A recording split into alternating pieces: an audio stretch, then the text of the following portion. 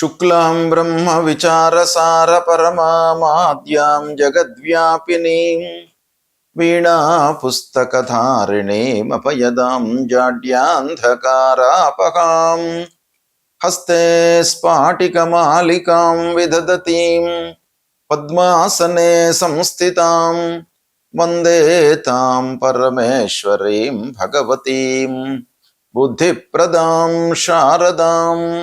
శ్రీ మహాగణాధిపతయే నమః. శ్రీ మహాసరస్వత్యై నమః. శ్రీ గురుభ్యో నమః.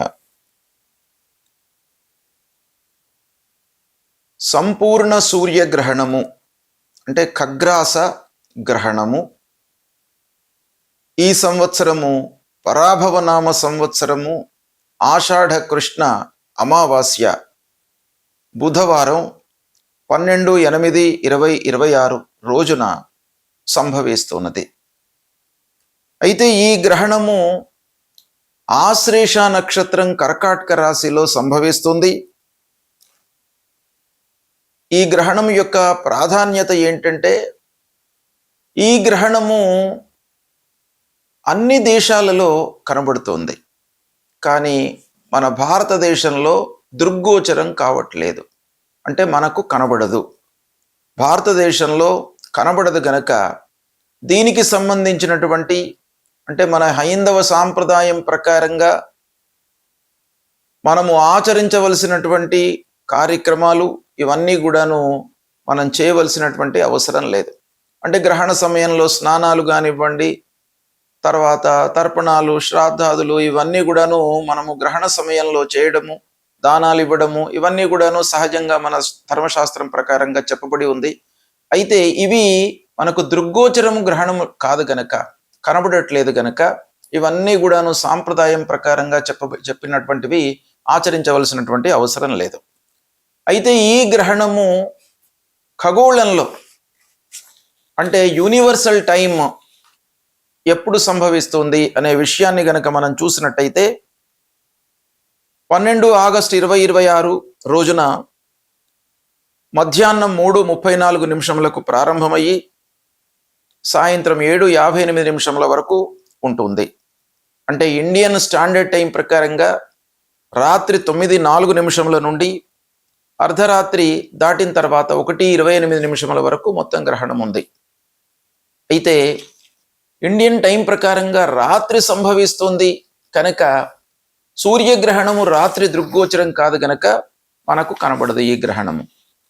అయితే ఈ గ్రహణము ఎక్కడ కనిపిస్తుంది అనే విషయాన్ని కనుక మనం చూసినట్టయితే సంపూర్ణ గ్రహణము కొన్ని దేశాలలో కనబడుతుంది, పాక్షికంగా కొన్ని దేశాలలో కనబడుతుంది. సంపూర్ణ గ్రహణము గ్రీన్లాండ్, ఐస్లాండ్, ఉత్తర స్పెయిన్ అంటే నార్థర్న్ పార్ట్ ఆఫ్ స్పెయిన్ అన్నమాట, తర్వాత పోర్చుగల్, ఉత్తర Russia, northern part of Russia, ఉత్తర అట్లాంటిక్ మహాసముద్రం పైన ఈ గ్రహణము సంపూర్ణంగా కనబడుతుంది. ఇక పాక్షిక గ్రహణము ఏ దేశాలలో కనబడుతుంది అనే విషయాన్ని చూసినట్టయితే యూరప్ ఖండంలో ఎక్కువ భాగం కనబడుతుంది. తర్వాత ఉత్తర అమెరికా, కెనడా, వాయవ్య ఆఫ్రికా ఖండాలలో ఈ గ్రహణము పాక్షికంగా కనబడుతుంది. భారతదేశంలో మట్టుకు కనబడట్లేదు గనక మనము ఆచరించవలసినటువంటి అవసరం లేదు. అయితే ఈ గ్రహణము మనకు కనబడకపోయినప్పటికీ గ్రహణము సంభవిస్తున్నటువంటి నక్షత్రము రాశి ప్రకారంగా 12 రాశుల వారికి ఈ గ్రహణం యొక్క ప్రభావము ఎఫెక్ట్ ఎలా ఉంటుంది అనే విషయాన్ని మట్టుకు మనం జాగ్రత్తగా గమనించాలి. ఈ గ్రహణం మూలకంగా కలిగేటువంటి ఫలితాలు మన ధర్మశాస్త్రంలో 3 నెలల వరకు, 6 నెలల వరకు అని కూడాను కొంతమంది ఋషులు చెప్పినారు గనక ఈ గ్రహణము నుండి 6 మాసాల వరకు మనం చెప్పబోయేటువంటి ఈ గోచార ఫలితాలు రాశి పరంగా ఉంటాయి అనేటువంటిది మనకు శాస్త్రం చెబుతోంది. గ్రహణ గోచార ఫలితాలను గనక మనం చూసినట్టయితే మన ధర్మశాస్త్రంలో మన జన్మరాశి నుండి 1, 12, 8, 4 స్థానాలలో గనక గ్రహణం సంభవించినట్టయితే ఈ గ్రహణ ప్రభావము ప్రతికూలంగా ఉంటుంది. ఇక 9, 7, 5 రెండు స్థానాలలో గనక గ్రహణం సంభవించినట్టయితే గ్రహణ గోచారము మధ్యమంగా ఉంటుంది. 11, 10, 6, 3 స్థానాలలో గనక గ్రహణం సంభవించినట్టయితే మన జన్మరాశి నుండి ఇది శుభప్రదంగా ఉంటుంది అని మన ధర్మశాస్త్రం చెప్తుంది. దీన్ని ఆధారంగా చేసుకొని ఫలితాలు ఎలా ఉన్నాయి ద్వాదశ రాశుల వారికి అనేటువంటి విషయాన్ని మనము తెలుసుకుందాం. కర్కాటక రాశి వారికి గ్రహణ గోచారం ఎలా ఉందో తెలుసుకుందాం. 12 ఆగస్టు 2026 రోజున సంపూర్ణ సూర్యగ్రహణము సంభవిస్తోంది. ఆశ్లేష నక్షత్రం కర్కాటక రాశిలో సంభవిస్తోంది. కర్కాటక రాశిలో జన్మించినటువంటి వాళ్లకు ఈ గ్రహణము సంభవిస్తున్నటువంటి రాశి కూడాను కర్కాటక రాశి కనుక జన్మస్థానంలో గ్రహణం సంభవిస్తుంది. గ్రహణ గోచార రీత్యా జన్మస్థానంలో గ్రహణం సంభవించడము ప్రతికూలమైనటువంటి ఫలితాలను ఇచ్చే సూచనలు ఉంటాయి. కాబట్టి మనకు ఎలాంటి ఫలితాలు ఉంటాయి, ఏం జాగ్రత్తలు తీసుకోవాలి అనే విషయాన్ని గనక మనం చూసినట్టయితే శారీరకంగా మానసికంగా కొంత జాగ్రత్తలు తీసుకోవాలి. అనవసరమైనటువంటి విషయాలను ఆలోచించకుండా, అనవసరమైనటువంటి ప్రయాణాలను చేయకుండా, అలసటకు గురి కాకుండా మీరు ఉండడము ప్రధానంగా ఈ గ్రహణము మూలకంగా మీకు తీసుకోవలసినటువంటి జాగ్రత్త. ఇక నిర్ణయాల లోపల కూడాను మీరు తొందరపడకూడదు. తొందరపడినట్టయితే నష్టము వాటిల్లే సూచనలు ఉన్నాయి. ఆరోగ్యం పైన ప్రత్యేకమైనటువంటి శ్రద్ధ అవసరము. అందులో భాగంగా తొందరపడకపోవడము, తర్వాత కోపాన్ని నియంత్రించుకోవడం చాలా అవసరము. ఇక కుటుంబంలో మద్దతు మట్టుకు అందరిది మీకు లభిస్తుంది. పిల్లల విషయంలో కానివ్వండి, భార్య, కుటుంబ పెద్దల యొక్క సహాయ సహకారాలు అందుతాయి. ఉద్యోగంలో మట్టుకు మీకు ప్రెషర్ ఉంటుంది. వర్క్ లోడ్ పెరగడం మూలకంగా కొన్ని ఇబ్బందులకు గురవుతారు. ఇక వ్యాపారము చేస్తున్నటువంటి వాళ్ళు పార్ట్నర్స్తో చాలా ఓపికగా ఉండడం ఈ సమయంలో అవసరము.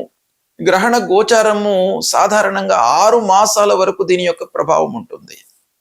కనుక ఈ 6 మాసాల వరకు కూడాను కొంత ప్రయాణాలు తగ్గించుకోవడము, భక్తి పెంచుకోవడము, ధ్యానము, యోగా, శారీరక ఎక్సర్సైజెస్ చేయడము ఇలాంటివి చాలా అవసరము. ఆధ్యాత్మికమైనటువంటి చింతన మూలకంగా మీకు మానసిక శారీరక ఒత్తిడి అనేటువంటిది దూరం అవుతుంది. ఇక వర్క్ లోడ్ మూలకంగా మీరు కొన్ని నిర్లక్ష్యం చేసే సూచనలు కూడాను ఉన్నాయి. ఏంటంటే అందులో ఆహారం సరి అయినటువంటి సమయానికి తీసుకోకపోవడము, సరి అయినటువంటి సమయానికి నిద్రపోకుండా ఉండడము, అంటే నిద్ర లేమి కారణంగా కూడాను మీకు కొన్ని ఇబ్బందులు కనబడుతున్నాయి. ఈ విధంగా చూసినట్టయితే కర్కాటక రాశి వారికి ఈ గ్రహణము కర్కాటక రాశిలోనే సంభవిస్తుంది గనక ప్రత్యేకంగా ఆరోగ్య విషయంలో మీరు శ్రద్ధ తీసుకోండి. మిగతావన్నీ కూడాను గురువు కూడాను మీకు కర్కాటక రాశిలోనే సంచరిస్తున్నాడు గనక గురు భగవానుడి యొక్క అనుగ్రహం ఉంటుంది. అయినప్పటికీ మీ వైపు నుండి కొంత శ్రద్ధ అవసరము. 12 ఆగస్టు 2026 రోజున సంభవించేటువంటి సంపూర్ణ సూర్యగ్రహణము భారతదేశంలో కనబడట్లేదు గనక విధి విధానాలను మనము పాటించవలసినటువంటి అవసరం లేదు. అయితే గ్రహణము అనగానే మనకు రాహు, కేతు, సూర్యుడు, చంద్రుడు వీటి మూలకంగానే గ్రహణం ఏర్పడుతుంది. మన శాస్త్రం ప్రకారంగా ఖగోళం లోపల కూడాను ఇదే సూచనలు కనబడతాయి గనక వీటికి పరిహారాలు చేసుకోవాలి మనం.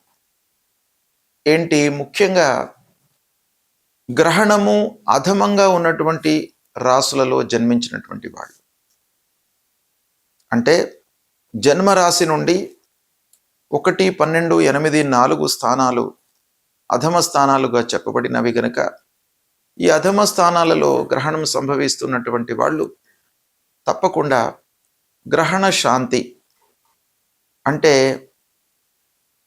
మహామృత్యుంజయ జపము, తర్వాత నాగపూజ, ఆధ్యాత్మికపరమైనటువంటి గురువులను సందర్శించుకోవడము, నవగ్రహ శాంతి చేయించుకోవడము, నవగ్రహ స్తోత్ర పారాయణం చేయడము, గాయత్రి ఉపాసన చేయడము, విష్ణు ఆరాధన చేయడము, ఇలాంటి దైవికమైనటువంటి కార్యక్రమాలకు మీరు ప్రాధాన్యత ఇచ్చినట్టయితే గ్రహణం మూలకంగా జనించేటువంటి దుష్ప్రభావము తగ్గుతుంది.